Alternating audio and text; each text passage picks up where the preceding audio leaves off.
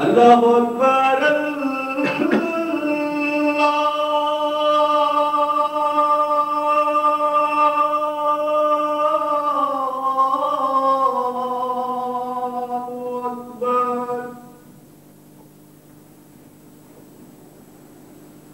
الله أكبر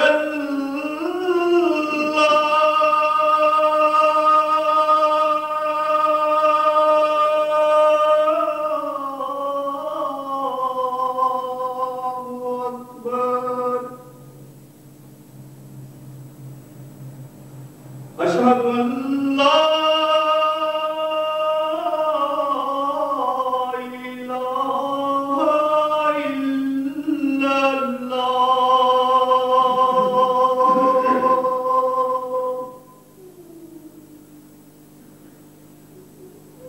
أشهد أن لا إله إلا الله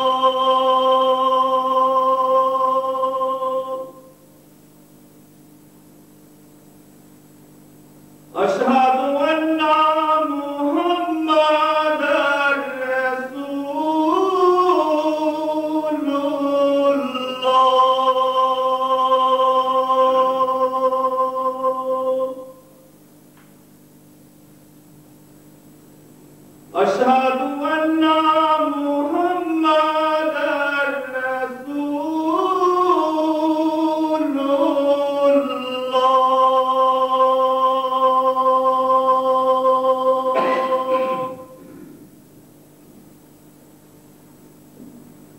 حي على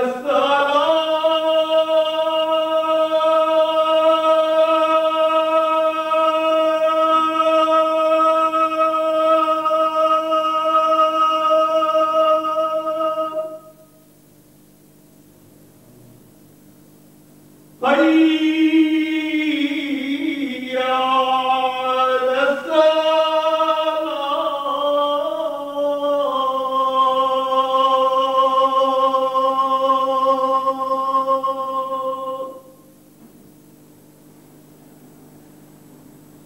حي على الفلاح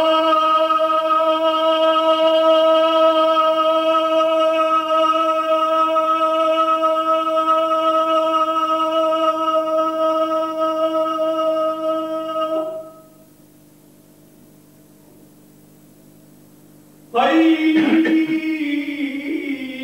على الفلاح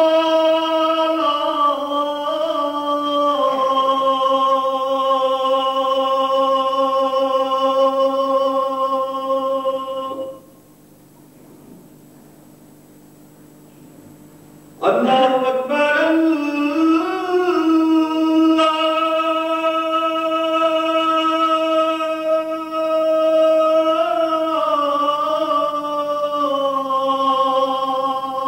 الله أكبر لا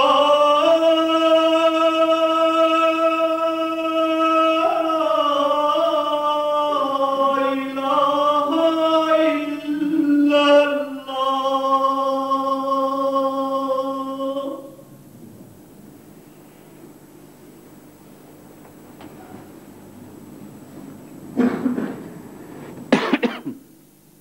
أشهد أن لا إله إلا الله وحده لا شريك له وأشهد أن محمدًا عبده ورسوله أما بعد فأعوذ بالله من الشيطان الرجيم بسم الله الرحمن الرحيم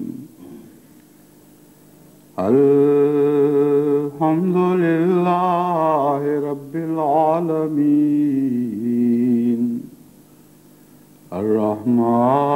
الرحمن الرحيم مالك يوم الدين إياك نعبد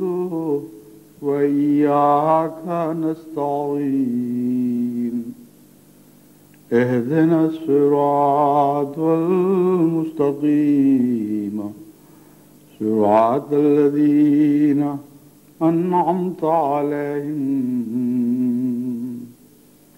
غير المغضوب عليهم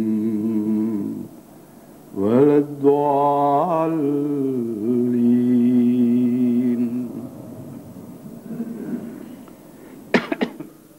گزشتہ سال ایک خطبے میں نے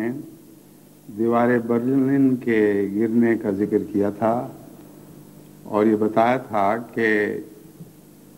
اس صدی کے اہم ترین واقعات میں سے ایک یہ واقعہ ہے، اور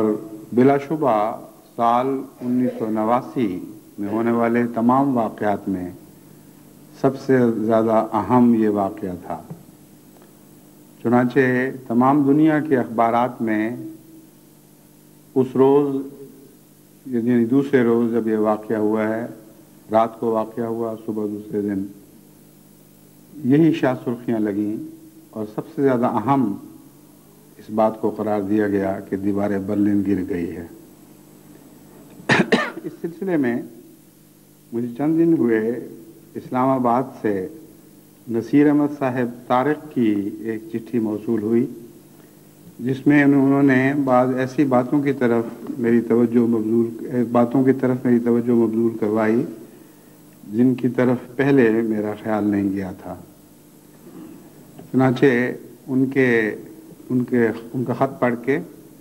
پھر میں نے اس پر پوری تحقیق کروائی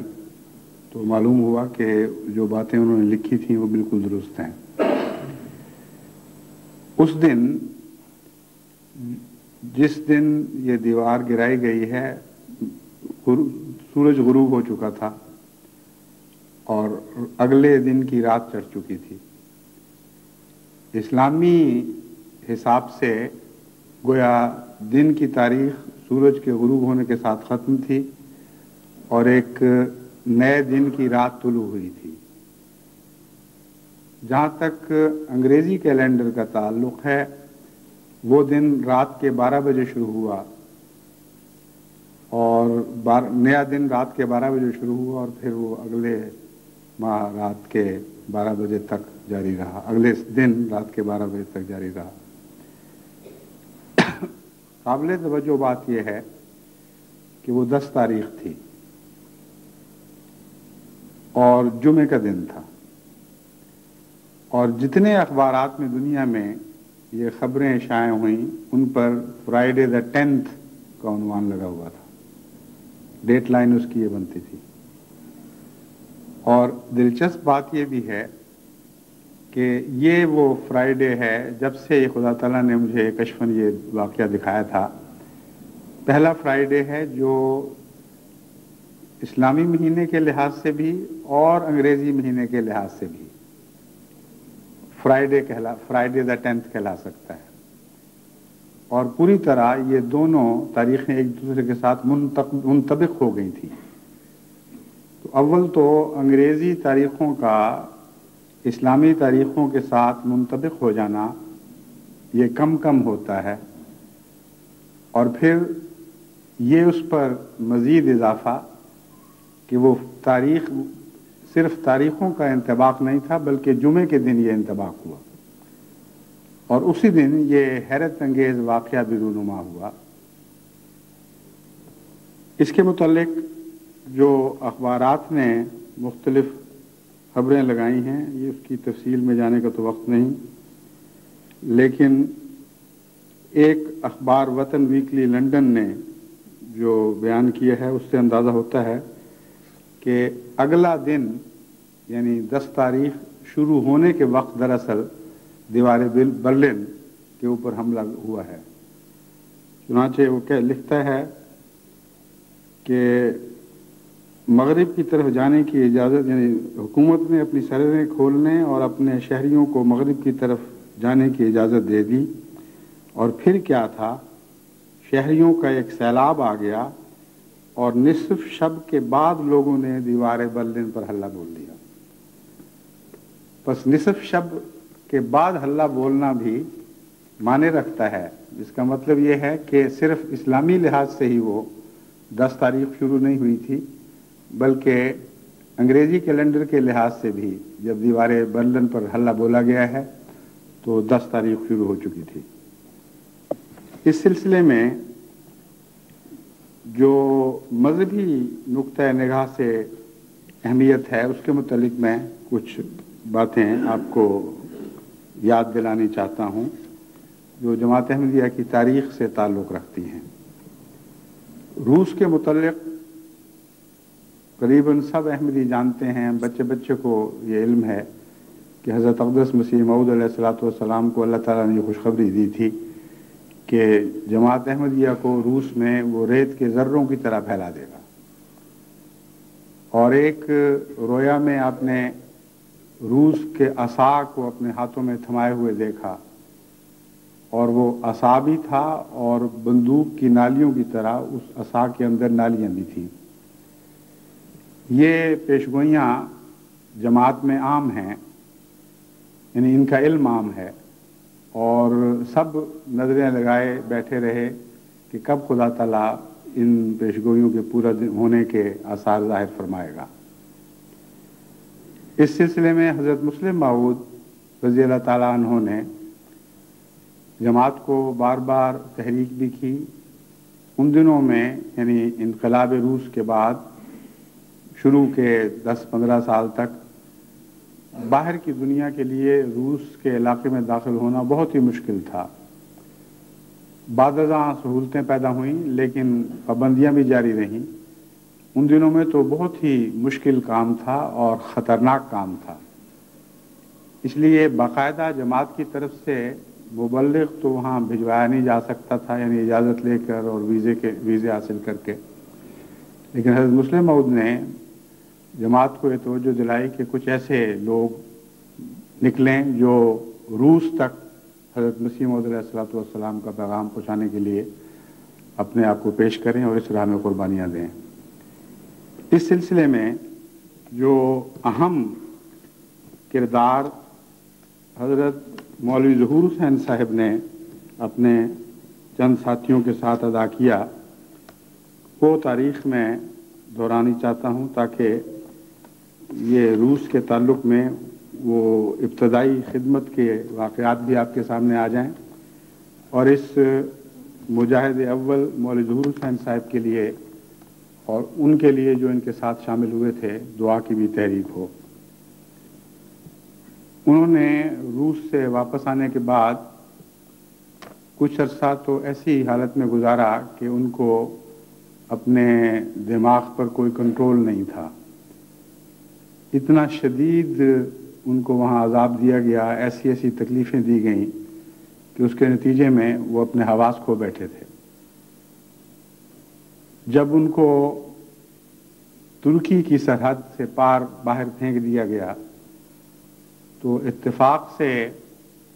کسی نے ان سے اندازہ لگا کر کہ یہ ہندوستانی ہے ان کو برٹش ایمبیسی میں پہنچا دیا، اور چونکہ وہ پاگل پن کی حالت میں بھی قادیان قادیان بار بار کہتے تھے، اس لیے کسی برٹش آفیسر کو یہ معلوم ہو گیا کہ یہ ہندوستان کے شہر یا قصبے قادیان کا رہنے والا ہے، چنانچہ انہوں نے جماعت سے تعلق قائم کیا اور پھر ان کو وہاں بھجوا دیا گیا۔ یہ وقتی دور جو بدحواسی کا تھا یہ زیادہ لمبا عرصہ نہیں چلا، لیکن وہ جو تعذیب کے نشانات تھے وہ ساری عمر بدن پر قائم رہے، اور ہم نے بھی بچپن میں بارہا وہ دیکھے، سارے جسم پر جھلسنے کے اور تکلیفوں کے آثار باقی رہے تھے۔ مولوی ظہور حسین صاحب نے بعد میں ایک بہت لمبا عرصہ جماعت احمدیہ کی خدمت مختلف حیثیتوں سے کی، اور ایک کتاب آپ بیتی کے نام سے شائع کی جس میں مختصراً روس کے واقعات کا ذکر ہے۔ اس کتاب سے پتہ چلتا ہے کہ آپ جولائی 1924 میں 2 دیگر مبلغین محمد امین خان صاحب اور صاحبزادہ عبد المجید صاحب صحابی حضرت اقدس مسیح موعود علیہ الصلوۃ والسلام رضی اللہ تعالیٰ عنہ کے ساتھ روس کے سفر پر روانہ ہوئے۔ عبد المجید صاحب کو تو رستے میں ایران میں ٹھہر جانا تھا، کیونکہ وہ ایران کے لیے مبلغ مقرر ہوئے تھے، اور محمد امین خان صاحب اور مولوی ظہور حسین صاحب کے سپرد یہ کام تھا کہ یہ غیر قانونی طور پر جس طرح بھی بس چلے ایران کی طرف سے روسی سرحد میں داخل ہو جائیں، روسی سرحد پار کر کے روس میں داخل ہو جائیں۔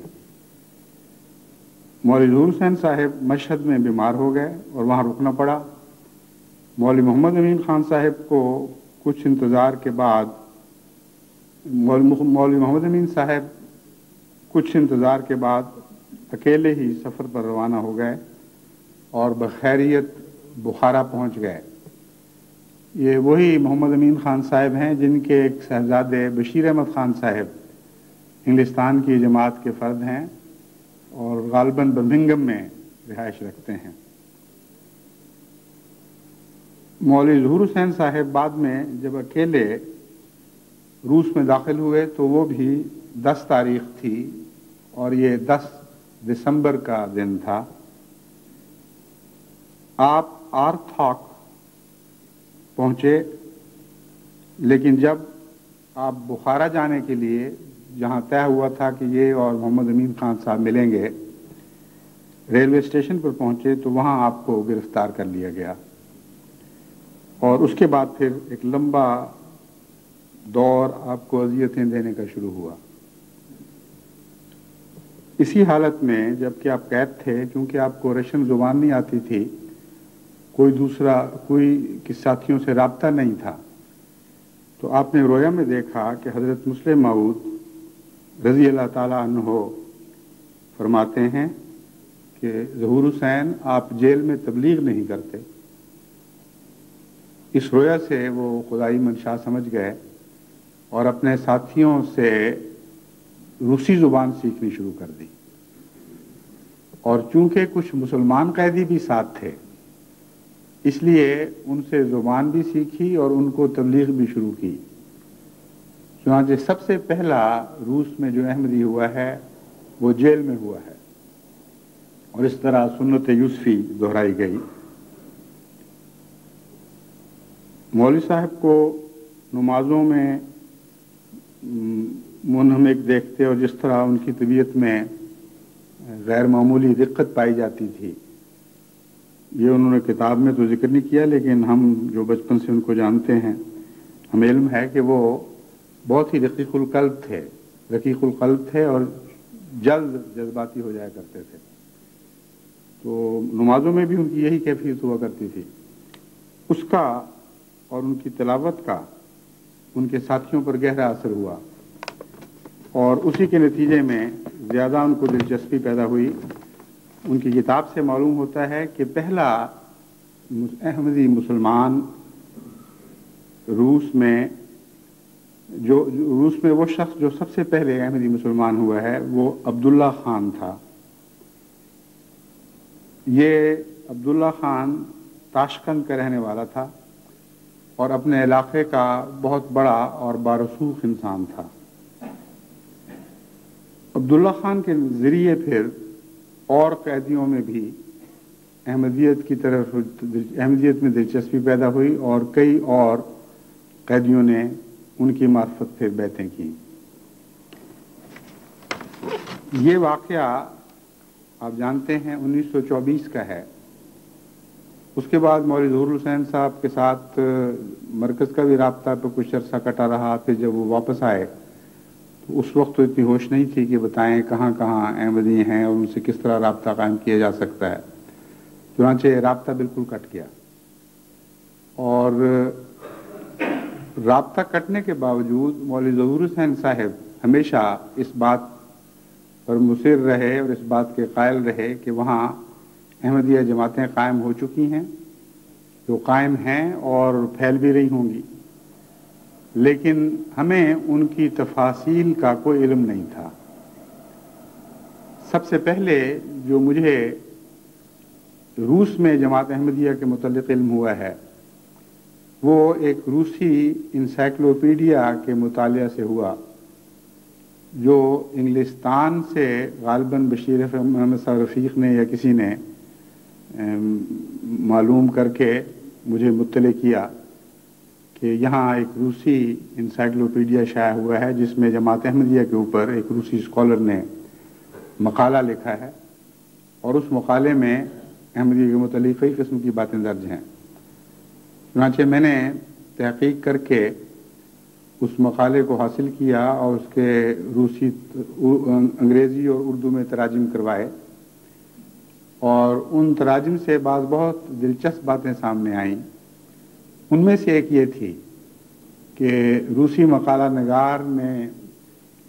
بڑی تحدی کے ساتھ یہ لکھا کہ روس میں بھی احمدیہ جماعتیں موجود ہیں لیکن ان کا تعلق اپنے مرکز سے کٹ چکا ہے، اور اس کی وجہ مقالہ نگار نے یہ بیان کی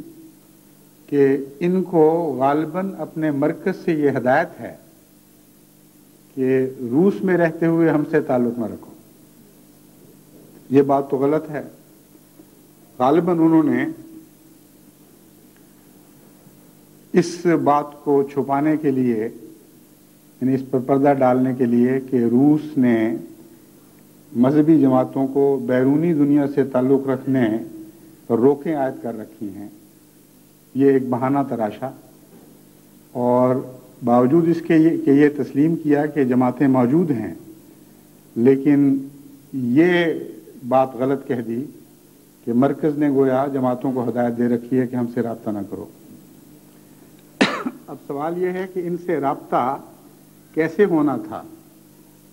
اور خدا کی تقدیر میں کیا مقدر تھا؟ اس بات کو بیان کرنے کے لیے آپ کو میں حضرت مسلم موعود رضی اللہ تعالیٰ عنہ کا ایک رویا بتاتا ہوں۔ اس رویا میں حضرت مسلم موعود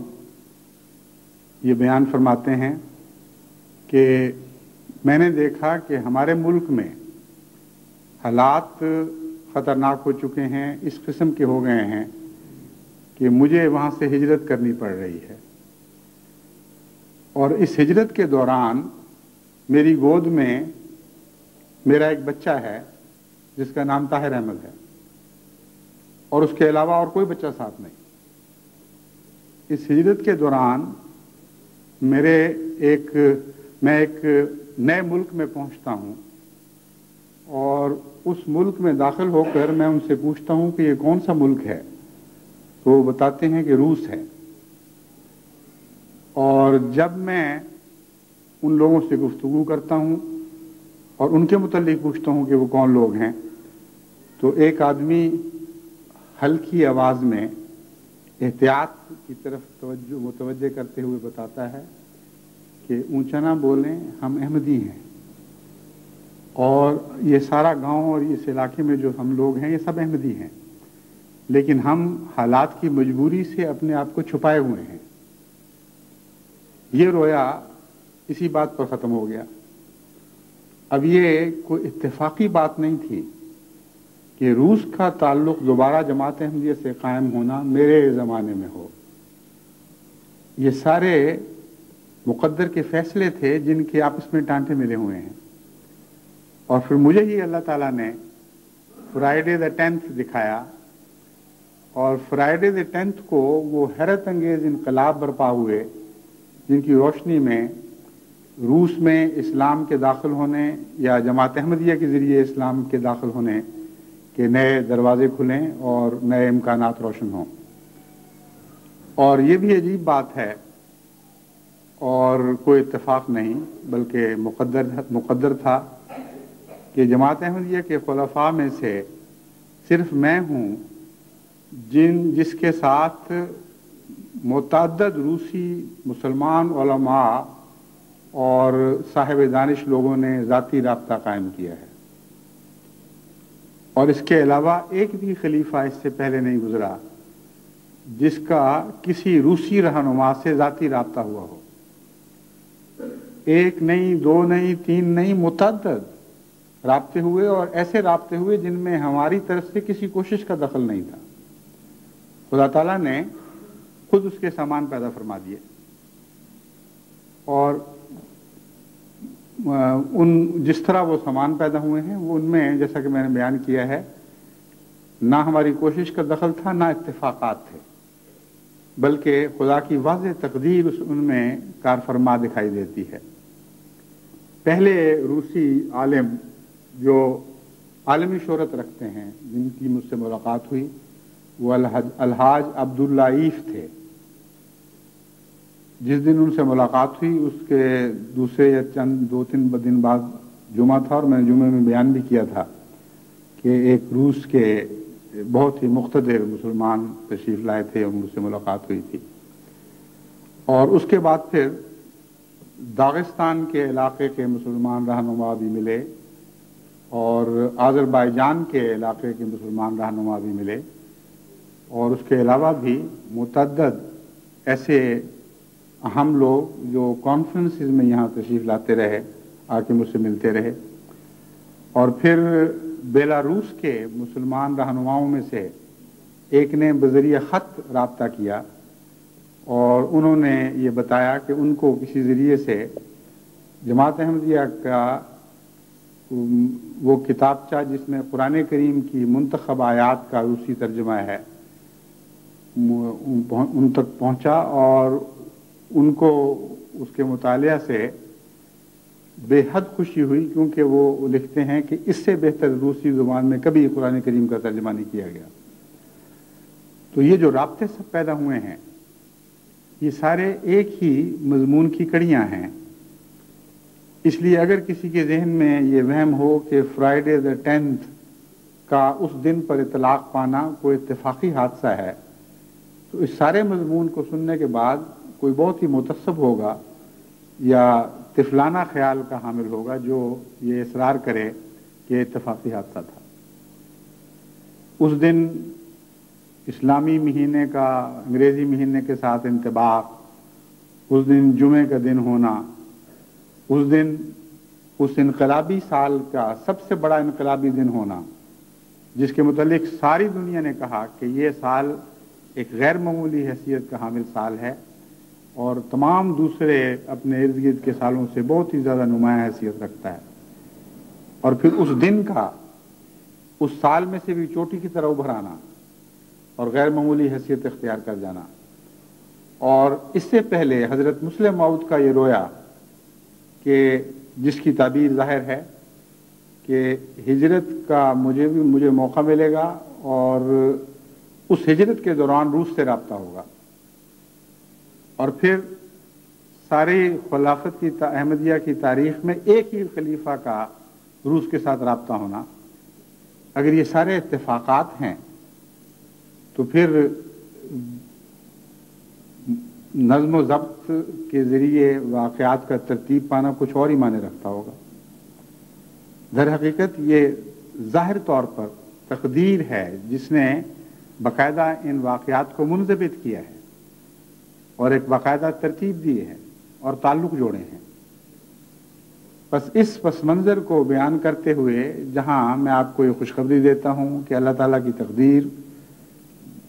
حرکت میں آ چکی ہے، اور حضرت مسیح موعود علیہ الصلوۃ والسلام کی پیشگوئیوں کے پورے ہونے کے دن قریب آ رہے ہیں،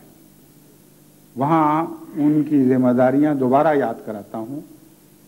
کہ ان قوموں سے جو روس کے ساتھ تعلق رکھنے والی ہیں، اسلامی رابطے قائم کرنے کے لیے اپنے آپ کو تیار کریں۔ 100 قومیں ہیں جو صرف روس میں ہیں، اس کے علاوہ روس کے ماحول میں جو روس کے سیٹلائٹس کہلاتے تھے ان میں بھی مختلف زبانیں بولنے والی قومیں ہیں۔ ابھی ہم نے اگرچہ چند زبانوں میں اسلامی لٹریچر کے ترجمے کیے ہیں، لیکن وہ انتخاب ایسا ہے کہ شاذ ہی کوئی مشرقی بلاک کا ملک ہو جس میں جماعت احمدیہ کی طرف سے پیش کردہ لٹریچر سمجھا نہ جا سکتا ہو۔ 1-2 زبانیں جو پیچھے رہ گئی تھیں ان میں بھی اب تراجم ہو رہے ہیں۔ جہاں پہلے صرف انتخابات شائع ہوئے تھے وہاں اب پورے قرآن کریم کے تراجم کا انتظام ہو رہا ہے. تو میں امید رکھتا ہوں کہ انشاءاللہ اگلے چند سال کے اندر اندر پورے قرآن کریم کے تراجم کی تعداد 100 تک پہنچ جائے گی اور اگلے چند مہینے کے اندر انشاءاللہ 50 سے تجاوز کر جائے گی. بس جہاں تک تیاری کا تعلق ہے یہ بھی اللہ تعالیٰ نے خود بخود کروائی ہے اور اس کا پاکستان سے میری ہجرت کا گہرا تعلق ہے. قرآن کریم میں اللہ تعالیٰ فرماتا ہے عَسَىٰ أَن تَكْرَهُوا شَيْئًا وَهُوَ خَيْرٌ لَكُمْ. سنو بسا اوقات یہ بھی ہوتا ہے کہ تمہیں ایک چیز بری دکھائی دیتی ہے، تکلیف دہ معلوم ہوتی ہے، وَهُوَ خَيْرٌ لَكُمْ، لیکن وہ تمہارے لیے بہتری رکھتی ہے، تمہارے لیے اس میں بھلائی پائی جاتی ہے. اب آپ غور کر کے دیکھیں، اگر پاکستان میں ہی میرا قیام رہتا اور وہیں فعال مرکز رہتا تو اس صورت میں 50 سال میں بھی ہمیں وہ توفیق نہیں مل سکتی تھی جو میرے باہر آنے کے نتیجے میں ہمیں ملی. اور اس طرح دنیا کی بہت سی اہم زبانوں میں، بلکہ اکثر اہم زبانوں میں نہ صرف قرآن کریم کے تراجم کرنے کی توفیق ملی بلکہ اور اسلامی لٹریچر تیار کرنے کی بھی توفیق ملی، جس پر کام بڑی تیزی کے ساتھ جاری ہے. بس جماعت احمدیہ کو یہ پکا ہوا پھل ملا ہے اور بہت سے پکے ہوئے پھل ابھی درخت پر پڑے ہیں، شاخوں سے لٹک رہے ہیں. ان کے لیے آپ کو کچھ تھوڑی سی محنت تو کرنی پڑے گی. درخت کو ہچکولے تو دینے ہوں گے. یہ خیال کہ لیٹے رہیں اور بیٹھے رہیں اور پاس بڑا ہوا بیر کوئی اور اٹھا کر آپ کے منہ میں ڈال جائے، یہ تو افیمیوں والا خیال ہے. اور ہم تو دنیا کو افیم سے نجات دینے والے ہیں، نہ کہ خود افیمی بننے والے. اس لیے اس جہت میں مزید حرکت کریں. آپ میں سے ہر ایک جو بھی توفیق پاتا ہے اس توفیق کے مطابق ان قوموں سے اپنے تعلقات بڑھائے اور رابطے قائم کرے. جرمنی سے بعض احمدی نوجوانوں کو توفیق مل رہی ہے، وہ مجھے خط لکھتے رہتے ہیں اور پتہ چلتا ہے. مثلا ہمارے سندھ کے ایک دوست منور خالد صاحب وہاں روسی زبان سیکھ رہے ہیں، جرمن زبان بھی سیکھ رہے ہیں اور ساتھ روسی زبان بھی سیکھتے ہیں، یا روسیوں سے تعلقات بہرحال ضرور ہیں. زبان کا مجھے یاد نہیں رہا کہ انہوں نے ذکر کیا تھا کہ نہیں، مگر ان کی دعوت وارہ کرتے رہتے ہیں، ان سے ملاقاتیں ہوتی رہتی ہیں. پھر دونوں اپنی جتنی بھی جرمن ان کو آتی ہے اس میں مذہبی تبادلہ خیالات کرتے ہیں اور ان کی رپورٹوں سے پتہ چلتا ہے کہ بہت تیزی کے ساتھ اور بڑی گہری دلچسپی لی جا رہی ہے. اور جہاں جہاں بھی احمدیت کا پیغام پہنچتا ہے وہاں مشرقی یورپ کی قومیں فوراً متوجہ ہوتی ہیں اور جب ان کو فرق محسوس معلوم ہوتا ہے کہ ہمارا آرتھوڈاکس اسلام سے، یعنی وہ اسلام جو ازمنہ وسطی سے تعلق رکھتا ہے، کیا فرق ہے، تو ان کی دلچسپی اور بھی بڑھ جاتی ہے. تو جرمنی میں تو رابطے ہو رہے ہیں، باقی دنیا میں بھی روسی اور دیگر مشرقی دنیا کے لوگ موجود ہیں. ان سے جو احمدی بھی اپنے رابطے قائم کر سکتا ہے اور بڑھا سکتا ہے اور پھر ذاتی تعلقات اور حسن و احسان کے ذریعے ان پر نیک اثر قائم کر سکتا ہے، اس کو ضرور کرنا چاہیے. اور اس ضمن میں اگر لٹریچر چاہیے تو ہر دنیا کی جماعت میں ایسا لٹریچر موجود ہے، اور اگر نہیں تو ان کا کام ہے کہ مرکز سے رابطہ کر کے وہ لٹریچر حاصل کریں. اس سلسلے میں آخری بات میں یہ کہنی چاہتا ہوں کہ خدام الاحمدیہ، انصار اللہ اور لجنہ مع اللہ کو اس کام میں خصوصیت کے ساتھ دلچسپی لینی چاہیے. میں نے اپنے گزشتہ خطبے میں یہ بتایا تھا کہ ہم نے جو لٹریچر شائع کیا ہے وہ الماریوں یا صندوقوں کی زینت بنانے کے لیے نہیں بلکہ تقسیم کے لیے کیا ہے، اور ساری دنیا کی جماعتوں کو ہدایت دی تھی کہ وہ جائزہ لیں کہ ان کے ملکوں میں کون کون سی غیر قومیں آباد ہیں. چنانچہ اس ضمن میں کئی ملکوں سے اللہ تعالیٰ کے فضل سے اچھی رپورٹیں مل رہی ہیں اور بہت سے عمراء بڑی توجہ کے ساتھ اس ہدایت کی تعمیل میں جائزے لے کر پھر مجھے رپورٹیں بھجوا رہے ہیں۔ میں سمجھتا ہوں کہ اگر عمرا یہ اس خصوصی کام کو، یعنی مشرقی یورپ کی قوموں سے تعلق قائم کرنا اور ان میں احمدیہ لٹریچر تقسیم کرنا،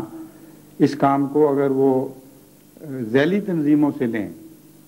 تو ان کو بھی سہولت ہو جائے گی اور ذیلی تنظیمیں غالباً بہتر رنگ میں یہ کام کر سکیں گی۔ ایک امیر کے لیے دو طریق ہوتے ہیں کام لینے کے،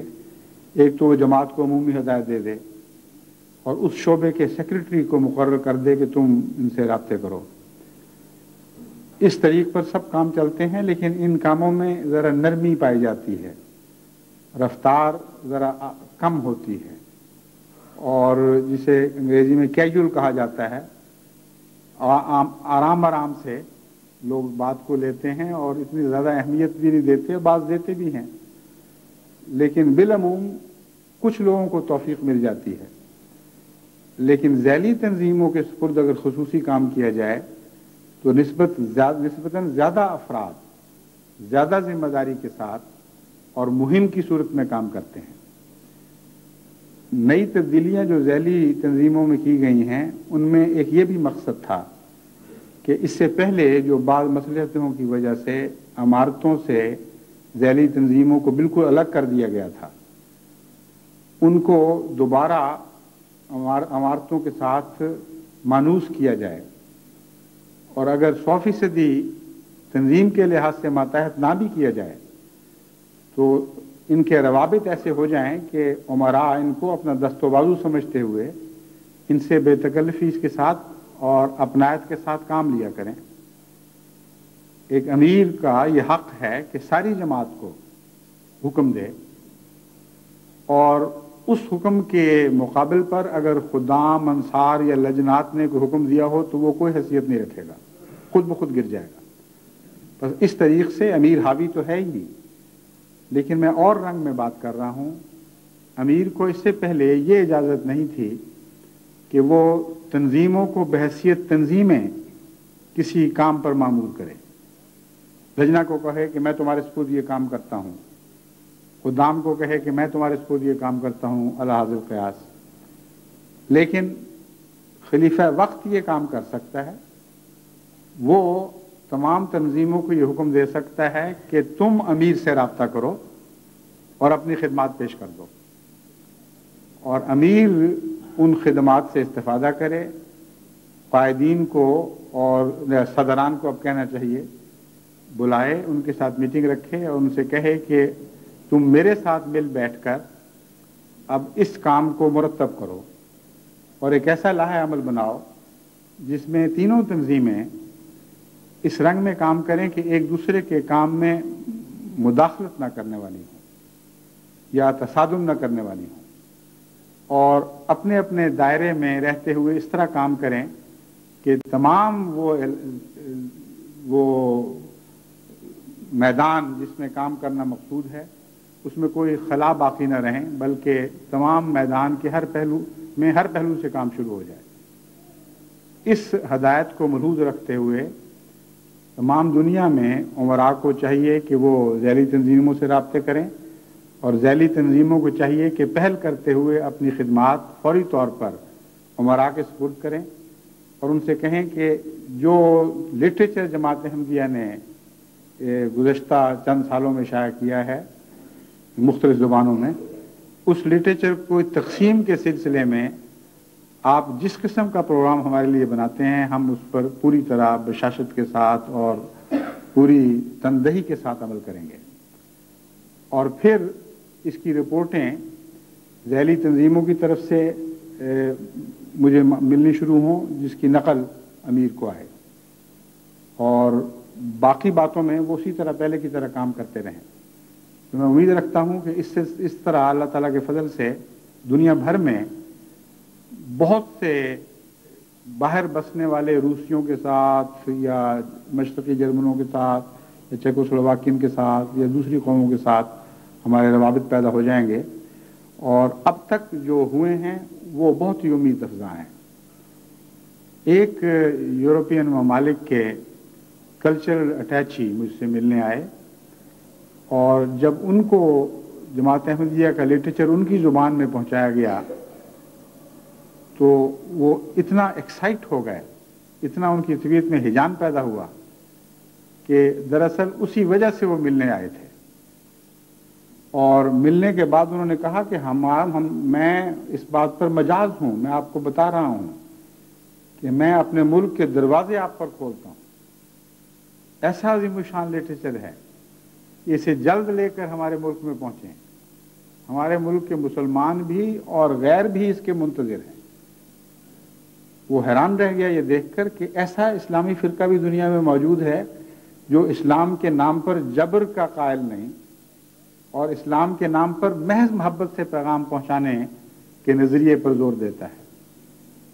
اور دیگر جب جماعت احمدیہ کی امتیازی تعلیمات اس کو معلوم ہوئی تو اس نے کہا کہ ہم تو بے وجہ اسلام سے خوف کھا رہے تھے، یہ تو بہت ہی پیارا مذہب ہے اور آپ کے آنے سے دوسرے مسلمانوں کو بھی تربیت ہوگی، ان کو بھی پتہ چلے گا کہ اسلام ہے کیا۔ تو میں آپ کو تجربے سے بتا رہا ہوں، یہ کوئی اندازے نہیں ہیں، تخمینے نہیں ہیں، واقعہ یہ ہے کہ خدا کی تقدیر نے مشرقی بلاک کے ممالک کو اسلام کو قبول کرنے کے لیے تیار کر دیا ہے۔ بہت سے سینوں کے داغ دھوئے جا چکے ہیں، بہت سی غلط فہمیاں اور کجرویوں کے نشان مٹ چکے ہیں، اور اب وہ صاف اور کھلے دل کے ساتھ ایک نئی روشنی کے منتظر اور متلاشی ہیں، اور بلا شبہ احمدیت ہی وہ روشنی ہے، یعنی حقیقی اسلام، جو ان کے دلوں کو مطمئن کر سکتی ہے۔ اس کے سوا اسلام کی سب تفسیریں جو دوسرے مسلمان فرقوں کے ذریعے ان تک پہنچ سکتی ہیں وہ ان کے مزاج کے مطابق نہیں رہیں۔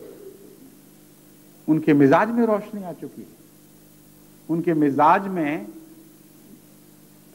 عقل و دانش کے ساتھ چیز کو پرکھنا داخل ہو چکا ہے۔ اس لیے اب وہ بنی بنائی ایسی تعلیمات جن پر غور و فکر کے نتیجے میں ان تعلیمات پر ایمان نہ رہے، قبول کرنے کے لیے تیار نہیں رہے۔ اسلام ایک ایسی تعلیم ہے جس پر جتنا غور کریں ایمان بڑھتا ہے، اور اس رنگ میں اسلام کی حقیقی تعلیم احمدیت کے سوا کم دوسروں کے پاس ہے۔ اس میں کوئی شک نہیں کہ ہر فرقے کے پاس سچائی موجود ہے، اس میں کوئی شک نہیں کہ دوسرے مسلمان فرقوں میں بھی بہت سی باتوں میں اسلام کا نور اس شکل میں موجود ہے کہ وہ دوسرے دلوں کو مطمئن کر سکتا ہے۔ یعنی احمدیت اسلام کی ان معنوں میں مونوپلی اختیار نہیں کر سکتی کہ گویا ساری سچائی احمدیت کے پاس ہے اور باقی سب کے پاس جھوٹ ہی جھوٹ ہے۔ یہ طرز عمل جھوٹ ہے، اور احمدیت سچائی کی غلام ہے، جھوٹ کے ساتھ ہمارا کوئی تعلق نہیں۔ لیکن جن معنوں میں بات آپ پر واضح کر رہا ہوں اس کو غور سے سمجھ لیجئے تاکہ کہیں غلط دعوے نہ کر بیٹھیں۔ میں یہ نہیں کہہ رہا کہ احمدیت کے سوا اسلام کے دوسرے فرقوں میں سچائی نہیں ہے، میں یہ کہہ رہا ہوں کہ بہت سے ایسے اہم امور ہیں جن میں اسلام کے احمدیت کے سوا دوسرے فرقوں نے اسلام کی ایسی تصویر بنا لی ہے جس کو آج کا دانشور، آج کے زمانے کی پیداوار جس نے سائنس کی روشنی میں آنکھیں کھولی ہیں، قبول کرنے کے لیے تیار نہیں ہو سکتا۔ بہت سی غلط کہانیوں کو اپنا لیا گیا ہے اور ایمانیات میں داخل کر لیا گیا ہے۔ بس اس پہلو سے احمدیت ہی ہے جو آج کی باشعور دنیا کو اسلام کی ایسی تعلیم دے سکتی ہے جس کے ساتھ جتنا غور کریں محبت بڑھتی چلی جائے گی۔ اس پہلو سے مشرقی یورپ مغربی یورپ کے مقابل پر بہت زیادہ تیار ہے۔ بہت سے ایسی وجوہات ہیں جن کے نتیجے میں دونوں میں فرق ہے، باوجود اس کے کہ وہ دہریہ ہو چکا تھا، باوجود اس کے کہ مذہب سے بہت دور جا چکا تھا، ان کے اندر کچھ ایک ذہنی صفائی بھی ہے، اور دل کی تختیاں بہت سے ایسے تعصبات سے پاک ہو چکی ہیں جو عیسائیت کے عروج کے زمانے میں موجود تھے۔ بس اس پہلو سے مغربی یورپ کا اپنے دروازے احمدیت اور اسلام کے لیے کھولنا ایک بہت ہی عظیم الشان واقعہ ہے اور حیرت انگیز اہمیت کا حامل واقعہ ہے۔ اور اس واقعہ کا ہمارے جشن تشکر کے سال میں رونما ہونا یہ بھی کوئی اتفاقی حادثہ نہیں ہے۔ اس لیے میں امید رکھتا ہوں کہ ان باتوں پر غور کرتے ہوئے ساری جماعت جہاں اب خدا تعالیٰ کے شکر ادا کرے گی کہ اس نے ہمارے لیے کس طرح غیب سے تقدیریں جاری کی ہوئی تھیں، جن کے دھاگے یہاں آ کر اکٹھے ہوئے اور اچانک ہمیں ان تقدیروں کے مقاصد معلوم ہو گئے، وہاں ان مقاصد کی پیروی کے لیے بھی اپنے آپ کو تیار کریں اور دعا کرتے رہیں کہ اللہ تعالیٰ جلد از جلد ہمیں ان بڑھتے ہوئے تقاضوں کو پورا کرنے کی بآسن توفیق عطا فرمائے۔